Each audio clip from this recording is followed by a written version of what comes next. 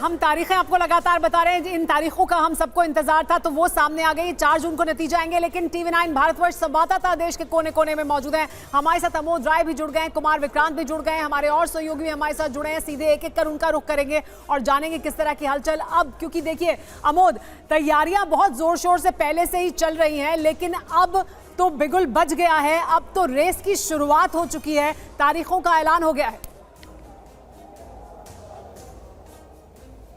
निश्चित तौर पे देखिए सुमेरा, पहले से ही तैयारियां चल रही थी और आज तो डी डे है। और आज आप देखिए कि जब चुनाव की तारीखों का ऐलान हो रहा है, वैसे में प्रधानमंत्री खुद साउथ के दौरे पर है पिछले 2 दिनों से, और अगले 3 दिन तक उनका दौरा साउथ में ही रहने वाला है। इसके साथ ही आप समझ सकती हैं अभी थोड़ी देर में बीजेपी अध्यक्ष JP नड्डा की तरफ से आधिकारिक बयान भी आएगा चुनाव घोषणा के बाद। उसके बाद गृह मंत्री अमित शाह का भी बयान आने वाला है। तो कुल मिलाकर बीजेपी पहले से तैयार है। 267 उम्मीदवारों के नामों की घोषणा पहले की जा चुकी है। ये मेरी जानकारी है कि अगले 3 से 4 दिनों में बीजेपी करीब 100 उम्मीदवारों के नाम की घोषणा। अमोद जी, आप मेरे साथ बने रहिए जनरल इलेक्शंस के साथ। हमारे जितने भी दर्शक हैं आपको बता दें, 4 राज्य अरुणाचल प्रदेश, आंध्र प्रदेश, उड़ीसा और सिक्किम में असेंबली इलेक्शंस भी होंगे। सीधे चलिए, बिपिन चौबे मेरे साथ हैं। बिपिन, अपनी लोकेशन बताइए और ये बताइए वहां की पल्स क्या है अभी।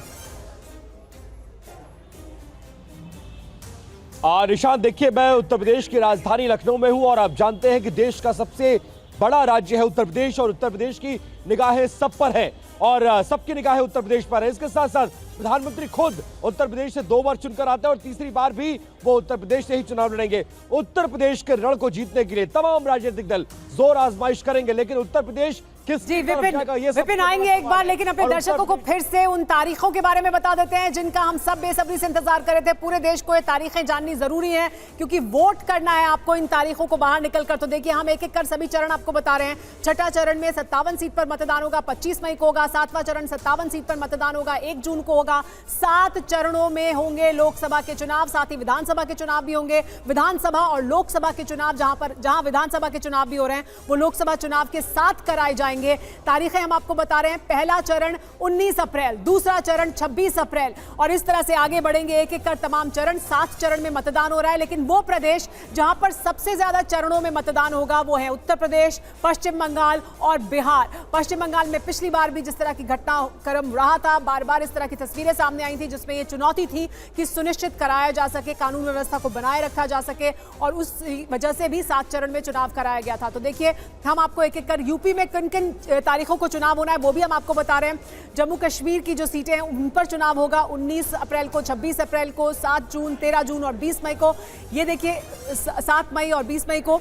तीसरा चरण जो है 7 मई को होना है, चौथा चरण 13 मई को, 5वां चरण 20 मई को। लेकिन साथ ही देखिए हम नीचे आपको दिखा रहे हैं किस प्रदेश में कितने चरणों में मतदान होगा और वो कौन कौन सी तारीखें होंगी। तो मध्य प्रदेश का आंकड़ा भी हम दिखा रहे हैं इस वक्त, आप अपने स्क्रीन पर लगातार देखते रहें। जी निशांत, ये जो आपके सामने आंकड़ा है, ये आंकड़ा मतलब जो हम डेट्स दिखा रहे हैं इसको देखिए जरा आप। झारखंड में आप 19, 26 अप्रैल, 7 और 13 मई को, ये देखिए नीचे देखिए, अब आपको यहां पर स्क्रीन में बॉटम में दिखा रहे हैं। जम्मू कश्मीर 19 और 26 अप्रैल, महाराष्ट्र 19, 26 अप्रैल, 7, 13, 20 मई को वोटिंग होगी यहां पर।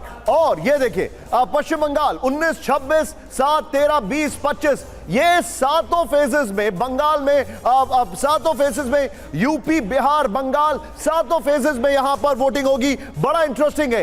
एक इंटरेस्टिंग फैक्ट इसके साथ मैं आपको और मिक्स करके बता दूं कि इस देश में 42 लाख 85 साल के ऊपर वोटर्स हैं और 100 साल के ऊपर 2,18,000। लेकिन नीचे देखिए झारखंड में 19, 26 अप्रैल, 7 और 13 मई को वोटिंग होगी। यहां पर हम आपको सीटों के बारे में बता रहे हैं। यहां पर ऑन माय राइट जो आपकी स्क्रीन पर लेफ्ट है, और नीचे बॉटम में देखिए ये इस वक्त की बड़ी खबर हम आपको डिटेलिंग के साथ बता रहे हैं, और इन राज्यों में भी हम जाएंगे। आपका कौन सा राज्य है, वहां पर कब वोटिंग होगी, इस चैनल पर आप यहां पर देखिए। ये देखिए जरा, मध्य प्रदेश 19, 26, 7, 13 ये आपको दिखा रहे हैं। झारखंड 19, 26, 7, 13 ज्यादातर ये दे रहे हैं। और देखिए अलग अलग अहम शहरों के बारे में भी बताएंगे। वाराणसी, प्रधानमंत्री नरेंद्र मोदी की सीट, 1 मई को यहां पर वोटिंग होगी। वाराणसी में 1 मई को वोटिंग होगी। 7 चरण में उत्तर प्रदेश में चुनाव होगा। हमारे साथ मेहमान बने हुए हैं, हमारे साथ शंभुनाथ जी मौजूद हैं।